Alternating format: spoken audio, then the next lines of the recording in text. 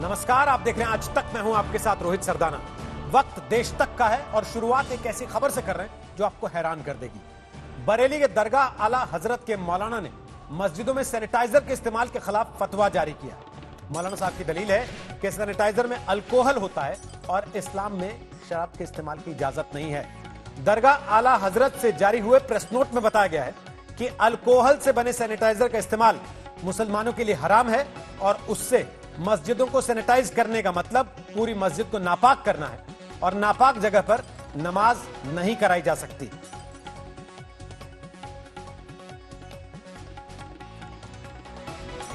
तो बरेली के मौलाना की तरफ से फतवा जारी किया गया है कि अल्कोहल वाले सैनिटाइजर से मस्जिद को सैनिटाइज कराने को वो तैयार नहीं है। आपको बता दें कि दिल्ली की जामा मस्जिद के पीआरओ की कल ही कोरोना से मौत हुई और आज जामा मस्जिद ने दिल्ली में बढ़ते हुए केसेस को देखते हुए यह तय किया कि 30 जून तक वहां नमाज नहीं पढ़ाई जाएगी। दूसरी तरफ बरेली के मौलाना यह कह रहे हैं कि अल्कोहल वाला सैनिटाइजर हराम है, इसलिए उससे मस्जिद को सैनिटाइज करा के नापाक नहीं होने देंगे। हुकूमत हिंद की गाइडलाइंस में तमाम इबादतगाहों को सैनिटाइज करने की बात कही गई है। हम लोग उस पर अमल भी कर रहे हैं। दरगाहें हैं, मस्जिदें हैं, मदरसे हैं, इन सबको सैनिटाइज़ किया जा रहा है। सैनिटाइज़ का तरीक़ा थोड़ा सा मुख्तलिफ कर दिया गया है, यानी वो चीज़ें जिनमें अल्कोहल नहीं मिली हुई है उनको इस्तेमाल में लिया जा रहा है। वो केमिकल चीज़ें जैसे शैम्पू है, साबुन है, सर्फ है और बहुत सारी ऐसी चीज़ें हैं जिसमें अल्कोहल नहीं है, तो उसको इस्तेमाल कर रहे हैं। उससे मस्जिदों की सफाई सुथराई कर रहे हैं। अल्कोहल इसलिए इस्तेमाल नहीं कर रहे हैं ताकि वो नाजायज़ है इस्लाम में, इसलिए अल्कोहल का इस्तेमाल ममनू करार दिया गया है। तो उसके अल्टरनेट के तौर पर और बहुत सारी चीज़ों को इस्तेमाल करके मस्जिदों की सफाई सुथराई की गई है और की जा रही है। दरगाहें रोज़ाना साफ़ सुथरी की जा रही हैं, उनको पानी के प्रेशर से धोया जा रहा है। तो वो मौलाना कह रहे हैं कि पानी के प्रेशर से धोया जा रहा है मस्जिदों को, दरगाहों को। अभिषेक मेरे सहयोगी इस समय लखनऊ से हमारे साथ ऑनलाइन पर आ गए हैं। अभिषेक, WHO कह रहा है कि 70% अल्कोहल वाला सैनिटाइजर ही काम करता है। योगी सरकार और केंद्र की सरकार कह रही है धर्मस्थल खोलिए, लेकिन सैनिटाइज लगातार करना होगा। पर ऐसे में सैनिटाइजेशन कैसे होगा जब ये कह रहे हैं कि हराम है अल्कोहल का इस्तेमाल और ऐसे सैनिटाइजर का इस्तेमाल? बिल्कुल रोहित, यही सबसे बड़ा सवाल है कि जब बीमारी के बीच में अगर कोई धर्म की बातें सामने आएंगी तो कैसे होगा। निश्चित तौर पर ये जो दरगाह आला हजरत से ये प्रेस नोट जारी हुआ है और बाकायदा उसके मौलाना ने साफ तौर पर कहा है कि 70% अल्कोहल का सैनिटाइजर का इस्तेमाल की बात कही जा रही है, लेकिन जो अल्कोहल है वो उनके लिए हराम है, उनके धर्म के हिसाब से हराम है। तो वो उन्होंने इसे साफ तौर पर मना कर दिया है, बंद कर दिया है। और जितने भी नमाजी, हालांकि 5 नमाजी ही अभी तक अलाउड है मस्जिद में आने के लिए, ऐसे लोगों को अल्कोहल युक्त सैनिटाइजर देने से भी मना कर दिया गया है। उन्हें कहा गया है कि जो दूसरे यूनानी या आयुर्वेदिक सैनिटाइजर हैं जिसमें अल्कोहल का इस्तेमाल नहीं है, ऐसे चीजों का ही इस्तेमाल हो। तो कुल मिलाकर रोहित, निश्चित तौर पर ये पहली दफा पूरे उत्तर प्रदेश में किस तरह की कोई आवाज सुनाई दी है कि सैनिटाइजर के तौर पर अल्कोहल युक्त सैनिटाइजर का इस्तेमाल कोई भी दरगाह या कोई ना करे। और ये बरेली से आया है और आप जानते हैं बरेली कितना बड़ा गढ़ है अलग अलग सेक्ट्स का, जो मुस्लिम सेक्ट्स हैं उन। जी शुक्रिया अभिषेक, फिलहाल जानकारी देने के लिए। अब सरकार को इसका हल निकालना होगा। दूसरी तरफ राजस्थान में लगातार हलचल चल रही है। रिजॉर्ट में विधायकों को रखा गया था क्योंकि बीजेपी पर कांग्रेस ने आरोप लगाया कि बीजेपी उनके विधायक तोड़ना चाहती है। रिजॉर्ट से सचिन पायलट, उप मुख्यमंत्री, अभी अभी मुलाकात करके विधायकों से बाहर वापस निकले हैं। पिछले करीब 1 घंटे से सचिन पायलट वहां पर मौजूद थे। वो अपने विधायकों से मिल रहे थे। अब मुलाकात करने के बाद वो वहां से निकल चुके हैं। राजस्थान के सीएम ने भी कांग्रेस के विधायकों की एक बैठक बुलाई है अशोक गहलोत के आने से पहले, लेकिन सचिन पायलट वहां से निकल गए और सचिन पायलट के साथ उनके समर्थक विधायक भी वहां से निकल गए। इस समय की यह बड़ी खबर है। आरोप कांग्रेस बीजेपी पर लगा रही है कि वो हमारे विधायकों को खरीदना चाहते हैं। 25 करोड़ रुपए प्रति विधायक देने का आरोप, ऑफर करने का आरोप अशोक गहलोत की तरफ से लगाया गया। लेकिन अब जबकि सीएम अशोक गहलोत विधायकों के साथ मीटिंग करने वाले हैं, सचिन पायलट अपने समर्थक विधायकों के साथ वहां से निकल गए हैं। अगर खरीद फरोख्त बीजेपी कर रही है, शरद कुमार मेरे सहयोगी इस समय जयपुर से हमारे साथ और जानकारी के लिए लाइव आ चुके हैं। अगर खरीद फरोख्त का दबाव बीजेपी की तरफ से है तो पार्टी विधायकों को संभालेगी कि सीएम और डिप्टी सीएम अपने अपने खेमे के विधायक संभालेंगे? शरद। रोहित, जाहिर सी बात है कि कांग्रेस के घर में आग लगी है। बीजेपी को बाद में देखेंगे। सचिन पायलट जब निकले यहाँ पे विधायकों से बात मिल के, तो उन्होंने कहा कि जो भी अफवाह फैलाने की कोशिश कर रहा है, चाहे वो किसी भी पार्टी का हो, वो कामयाब नहीं होगा। हमारे जो विधायक हैं वो ठीक हैं, कहीं टूटने नहीं जा रहे हैं। एक माहौल बनाने की कोशिश की जा रही है जो ठीक नहीं है। उसके ठीक पीछे पीछे उनके समर्थक पर्यटन मंत्री विश्वेंद्र सिंह निकले हैं और उन्होंने तो यहाँ तक कह दिया कि दिल्ली को खुश करने के लिए सारी कवायद की जा रही है, यहाँ तो कोई समस्या ही नहीं है। सुबह ही रणदीप सिंह सुरजेवाला जो पर्यटन मंत्री विश्वेंद्र सिंह से मिल के आए थे, उनको मनाने के लिए गए थे। कांग्रेस के खेमे में सब कुछ ठीक नहीं है। भले ही कांग्रेस कहे, जितने भी विधायक यहाँ पर सचिन पायलट समर्थक जिनसे हमारी बातचीत हुई है कैमरे पर, सबने कहा कि पैसे के ऑफर होने की बात अभी तक किसी ने नहीं कही है। सरकार न जाने कहां से ये बात लेकर आई है। मुझे लगता है विधायकों ने कैमरे पर कहा कि लगता है कि सरकार अफवाह के बल पे हम लोगों को रिजॉर्ट लेकर आ गई। तो यहाँ पर एक दूसरी पॉलिटिक्स शुरू हो गई है कांग्रेस के अंदर ही। सचिन पायलट खेमा बनाम अशोक गहलोत खेमा का, और सचिन पायलट खेमा भी अब दबाव बनाने की कोशिश कर रहा है कि जब हम टूटने नहीं जा रहे हैं तो हम पर या किसी तरह से कहीं माहौल बनाकर इस तरह से रिजॉर्ट पे क्यों रखा जा रहा है। उन्हें लगता है कि इस तरह एक पूरे इस ऑपरेशन में सचिन पायलट को खलनायक बनाया जा रहा है और खलनायक बनाकर उनके प्रदेश अध्यक्ष की जो कुर्सी है उससे छीना जा सकता है। इसलिए पायलट भी अब फ्रंट फुट पर खेलने लगे हैं और अशोक गहलोत के आने का समय हुआ, वहाँ गाड़ियां लग रही है सीएम हाउस में और यहाँ से वो निकल गए। और जो विश्वेंद्र सिंह है वो यहाँ तक कह गए कि यहाँ इंटरटेनमेंट करने के हम आए हैं, हमारे पास बहुत सारा काम है, यहाँ हम नहीं रहेंगे। तो निश्चित में कहा जा रहा है कि बहुत कुछ कांग्रेस के अंदर भी ठीक नहीं चल रहा है। वापस आते हैं शरद आपके पास। अभी सचिन पायलट जब निकले हैं इस रिजॉर्ट से तो आपने बात की है उनसे, और उस वक्त सचिन पायलट क्या कहकर गए हैं, जरा वो भी अपने दर्शकों को सुनाते हैं, फिर चलते हैं शरद के पास वापस। कहना चाहता हूं कि हमारी पार्टी, हमारे समर्थक दलों के विधायकगण, निर्दलीय विधायकगण, हम सब एकजुट हैं और जितना पर्याप्त हमको बहुमत की जरूरत है उससे अधिक हमारे पास है।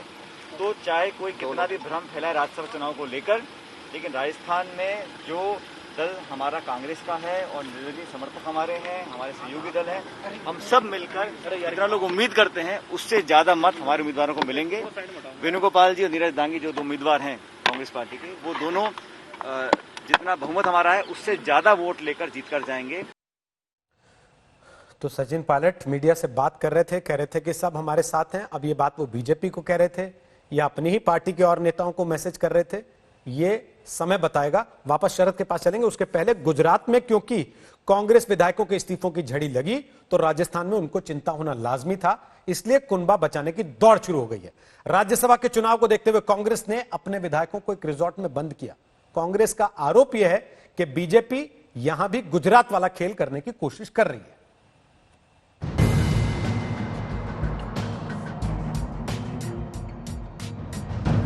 जयपुर से 20 किलोमीटर दूर शिव विलास रिजॉर्ट सियासी सरगर्मी का केंद्र है।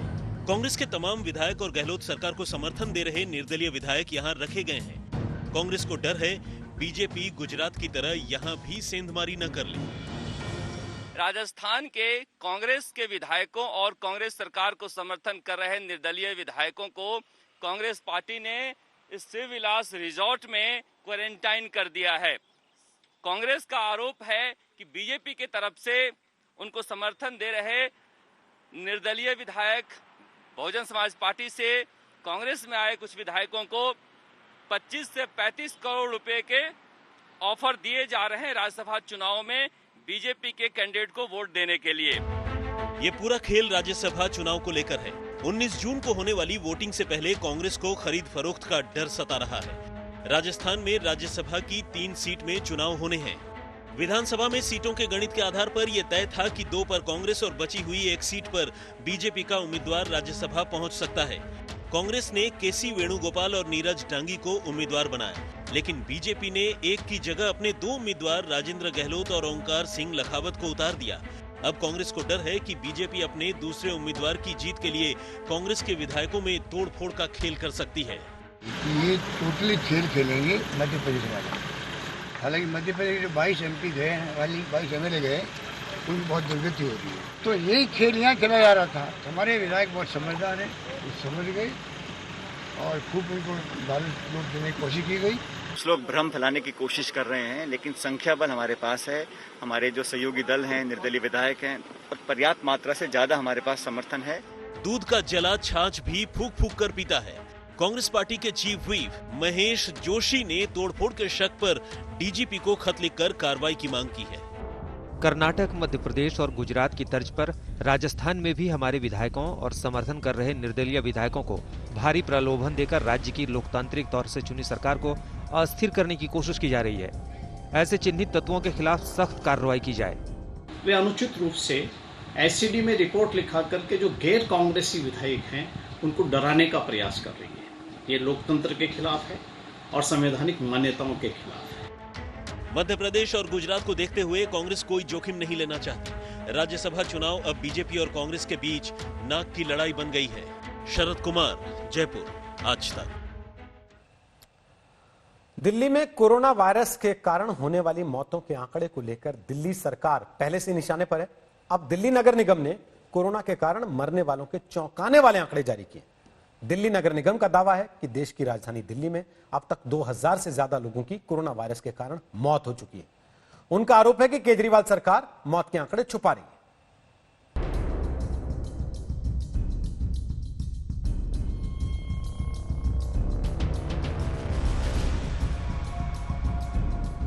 दिल्ली में कोरोना मरीजों का बढ़ता ग्राफ अब डर और खौफ पैदा करने लगा है। सरकार कोरोना विस्फोट होने का खतरा लगातार जता रही है। इस डर और खौफ के बीच हर रोज नए खुलासे भी कम डर नहीं पैदा कर रहे हैं। दिल्ली एमसीडी पर काबिज बीजेपी ने केजरीवाल सरकार पर अब एक के बाद एक ताबड़तोड़ आरोप लगाए हैं। आरोप ये है कि दिल्ली सरकार आंकड़े छिपा रही है। दक्षिण एमसीडी के चेयरमैन भूपेंद्र गुप्ता का दावा है कि राजधानी में लोगों की मौत का आंकड़ा लगातार बढ़ रहा है। ये संख्या इतनी बढ़ गई है कि दिल्ली के शमशान घाट फुल हो गए हैं। कुल मिलाकर 2098 पूरे तीनों निगमों के अंदर 2098 डेथ हो चुकी हैं, तीनों निगमों के अंदर आज की डेट तक। और दिल्ली सरकार और मैं तो एक ही बात कहता हूं, हमारे जो आंकड़े हैं, हमारे पास जो वेरिफिकेशन सर्टिफिकेट है, सर्टिफिकेट किसका? डॉक्टर के द्वारा जो सर्टिफिकेट हमें दिया गया वो सर्टिफिकेट हमारे पास है। वो सर्टिफिकेट को मंगवा लिया जाए और दूध का दूध, पानी का पानी, ये मैं 2 महीने से कहता हूँ। वहीं दिल्ली के उत्तरी एमसीडी ने केजरीवाल सरकार पर 2 आरोप लगाए हैं। पहला ये कि सरकार कोविड-19 के मरीजों के इलाज के लिए 1500 करोड़ की मांग पर ध्यान नहीं दे रही है। वहीं दूसरी ये कि एमसीडी के अस्पतालों में कोरोना के लिए मार्च में ही बेड आरक्षित किए गए थे, लेकिन दिल्ली सरकार ने इनका इस्तेमाल नहीं किया। मैं माननीय केजरीवाल जी को बताना चाहता हूं कि अगर आपको जगह चाहिए तो दिल्ली, हमारी दिल्ली नगर निगम 119 समुदाय भवन उनको देने को तैयार है। 30 फिजिकल सेंटर, 4 स्टेडियम और 4 स्पोर्ट्स क्लब, उसके अलावा हमारा आईडी हॉस्पिटल है। जहां पर भी आप कहें, मगर संसाधन जो हमारे पास है हम दे रहे हैं, मगर जो सारी व्यवस्थाएं हैं वो आपको करनी पड़ेगी। हम आपके साथ हैं। दिल्ली में कोविड के हमले के बीच अब सियासत तेज है। केजरीवाल सबको साथ लेकर चलने की कोशिश कर रहे हैं। अमित शाह से उनकी कल की मुलाकात इसी कोशिश की किश्त थी, लेकिन लगता है कि दिल्ली में कोविड पर सियासत भारी है। अंकित यादव के साथ आज तक ब्यूरो। राजधानी में एक तरफ कोरोना की रफ्तार बढ़ रही है तो दूसरी तरफ राजनीति भी पूरे चरम पर है। बीजेपी ने आरोप लगाया कि दिल्ली सरकार के अस्पतालों में हालात बहुत खराब है। दिल्ली सरकार कह रही है कि वायरल होने वाले वीडियो स्वास्थ्य कर्मियों का उत्साह गिराने वाले हैं।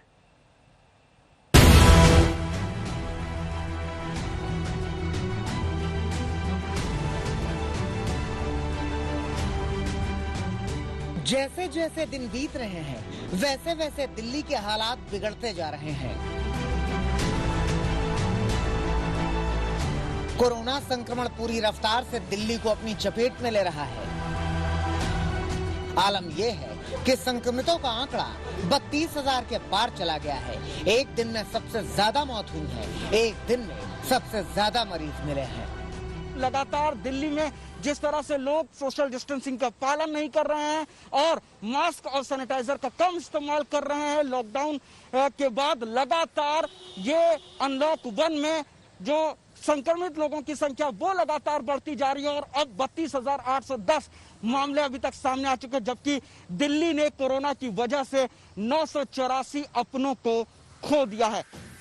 एक तरफ संक्रमण बढ़ता जा रहा है, दूसरी तरफ दिल्ली के अस्पतालों के बिगड़े हालातों के वीडियो वायरल हो रहे हैं। एलएनजेपी का एक वीडियो वायरल हुआ है जिसमें मरीजों के साथ ही शव भी रखे हैं। इस वीडियो पर बीजेपी केजरीवाल सरकार को घेर रही है। एलएनजेपी हॉस्पिटल जो दिल्ली सरकार का डेडिकेटेड कोविड हॉस्पिटल है, बहुत ही दुख भरी तस्वीरें, दुख भरे वीडियो, इतने दिल दहलाने वाले वीडियो देखकर वास्तव में मन बहुत दुखी हुआ है कि आखिर दिल्ली सरकार कर क्या रही है। लेकिन वीडियो क्या कहता है, बीजेपी क्या कहती है, इस बात से दिल्ली सरकार बेखबर है। सच झूठ से अलग उसका तीसरा राग है कि ऐसे वीडियो उत्साह को गिराने वाले होते हैं।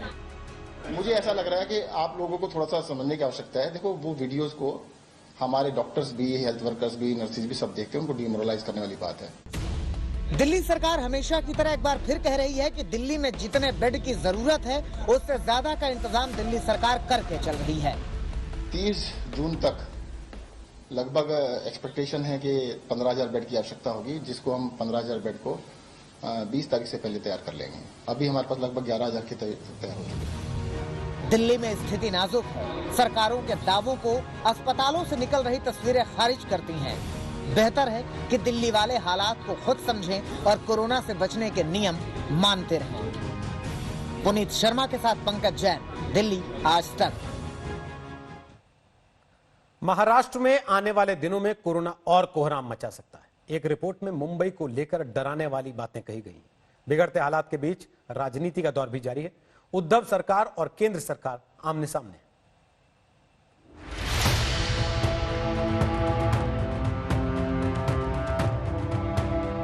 जिस महाराष्ट्र में कोरोना ने सबसे ज्यादा कोहराम मचा रखा है, वहां बीमारी पर सियासत का दौर भी जारी है। महाराष्ट्र के पूर्व मुख्यमंत्री पृथ्वीराज चौहान ने राज्य में बिगड़े हालात के लिए पीएम मोदी को जिम्मेदार ठहराया है। चौहान का कहना है कि मोदी सरकार ने WHO की चेतावनी के बावजूद कोरोना को गंभीरता से नहीं लिया। न ही वक्त पर लॉकडाउन लगाया गया और न ही विदेश से आ रहे यात्रियों के लिए कोई इंतजाम किया गया। आपल्या देशामध्ये लॉकडाऊन 25 मार्चला झाला, म्हणजे WHOच्या घोषणेनंतर तब्बल 14 दिवसांनी, आणि हे 14 दिवस फार क्रिटिकल होते असं माझं स्वतःचं मत आहे। आपण मुंबई विमानतळ बंद न केल्यामुळे, अंतरराष्ट्रीय फ्लाइट्स बंद न केल्यामुळे, इससे पहले मजदूरों की वापसी को लेकर उद्धव ठाकरे और केंद्र सरकार के बीच आरोप प्रत्यारोप का सिलसिला लंबे वक्त तक चला।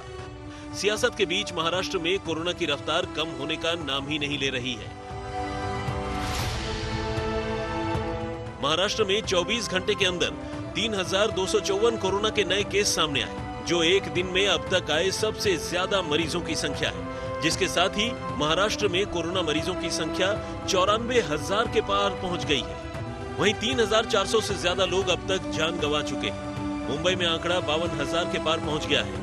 वहीं मरने वालों की संख्या 1,800 से ज्यादा है।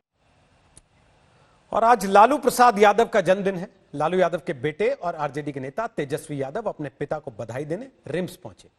उनके दूसरे बेटे तेज प्रताप पूजा करने के लिए पहुंचे, लेकिन लालू यादव को लेकर राजनीति गर्म है। पटना में पोस्टर वॉर में पूरी ताकत लगा दी गई है। चौराहे पर पोस्टर लगाकर लालू यादव के 72वें जन्मदिन पर उनकी 73 संपत्तियां लिखी गई हैं और उनसे जवाब मांगा गया। आरजेडी चीफ लालू यादव और मुख्यमंत्री नीतीश कुमार की ये तस्वीर तब की है जब वो दोस्ती की सियासी डोर में बंधे हुए थे। मौका लालू के जन्मदिन का था। नीतीश गुलदस्ता लेकर 10 सर्कुलर रोड पहुंचे थे। लालू ने अपने हाथ से सीएम को मिठाई खिलाई थी। आज भी लालू यादव का जन्मदिन ही है। लालू जेल में है। अब दोस्ती टूट गई तो नीतीश ने तोहफे में क्या दिया वो भी देख लीजिए। आरजेडी सुप्रीमो लालू प्रसाद का आज 73वां जन्मदिन है और इस मौके पर यहाँ आप देखिए किस तरीके से ये पोस्टर जो लगाया गया है। यहाँ पर लालू के 73वें जन्मदिन के मौके पर उनके 73 संपत्ति की श्रृंखला के बारे में यहाँ पर बताया गया है। इससे आरोप लगाया गया है कि भ्रष्टाचार के जरिए लालू ने ये अकूट संपत्ति जो है वो अर्जित की है।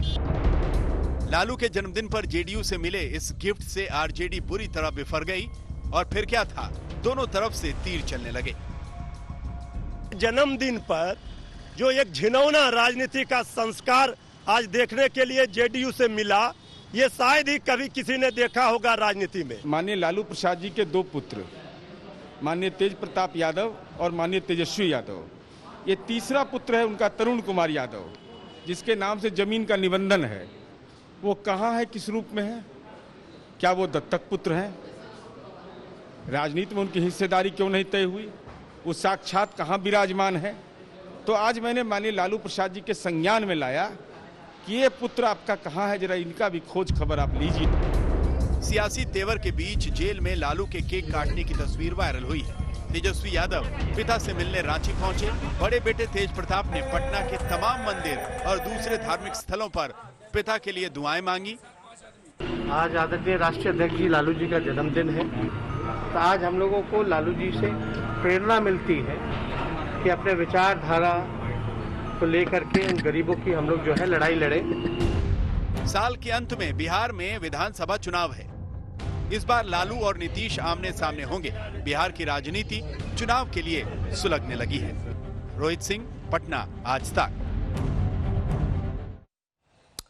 देश की सबसे बड़ी अदालत ने आज पालघर में साधुओं की हत्या के मामले में केंद्र सरकार, महाराष्ट्र सरकार और महाराष्ट्र के पुलिस निदेशक को एक नोटिस भेजा। कोर्ट में 2 याचिकाएं दायर करके कहा गया था कि साधुओं की हत्या की जांच कर रही महाराष्ट्र सरकार पर याचिकाकर्ताओं को भरोसा नहीं है।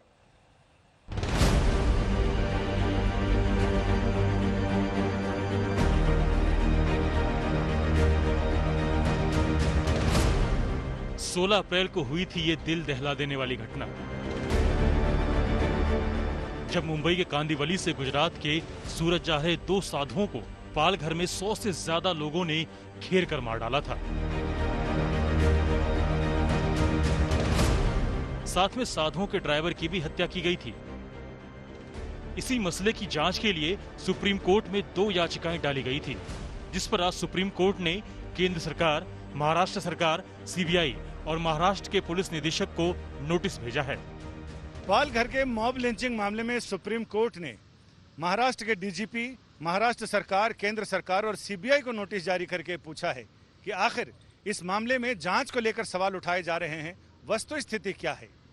सरकार अब इसमें हफ्ते भर में जवाब देगी और उसके बाद अगली सुनवाई होगी। आपको बता दें कि जूना अखाड़े के 2 साधुओं की निर्मम हत्या के बाद साधुओं की हत्या की जांच के लिए 2 याचिकाएं दायर की गई थी। पहली याचिका जूना अखाड़े के महंत श्रद्धानंद सरस्वती ने दायर की। श्रद्धानंद सरस्वती की याचिका में जांच के 3 विकल्प दिए गए। पहला विकल्प, मामले की जांच एसआईटी करे। दूसरा विकल्प, सीबीआई मामले की जांच करे। तीसरा विकल्प, सुप्रीम कोर्ट के रिटायर्ड जज की अगुवाई में जांच के लिए न्यायिक आयोग बने। दूसरी याचिका घनश्याम उपाध्याय ने दायर की है। इसमें मांग की गई है साधुओं की हत्या की जांच एनआईए करे। मतलब दोनों याचिकाओं में साफ तौर पर कहा गया था कि महाराष्ट्र सरकार और महाराष्ट्र पुलिस पर उन्हें भरोसा ही नहीं है। अब सुप्रीम अदालत ने नोटिस दिया है, देखना होगा कि क्या जवाब मिलता है और साधुओं की हत्या की जांच कौन करेगा। संजय शर्मा, दिल्ली, आज तक।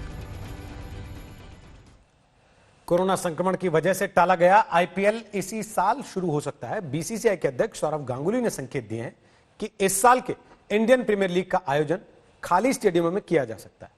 खबर है कि 5 अक्टूबर से 10 नवंबर के बीच आईपीएल हो सकता है। एक ही शहर में सारे मैच कराए जा सकते हैं। ऐसा शहर जहां 2-3 खाली स्टेडियम हो, ऐसा शहर जहां खिलाड़ियों के रुकने के लिए अच्छे होटल हो। कर्नाटक में संक्रमण कम है, इसलिए बेंगलुरु में आईपीएल हो सकता है। बीसीसीआई आईसीसी के रुख को देखकर निर्णय करेगा। आपको बता दें कि 29 मार्च से शुरू होने वाला आईपीएल कोरोना की वजह से टल गया था। उसके बाद से इस साल आईपीएल होगा या नहीं, यह सवाल लगातार बना।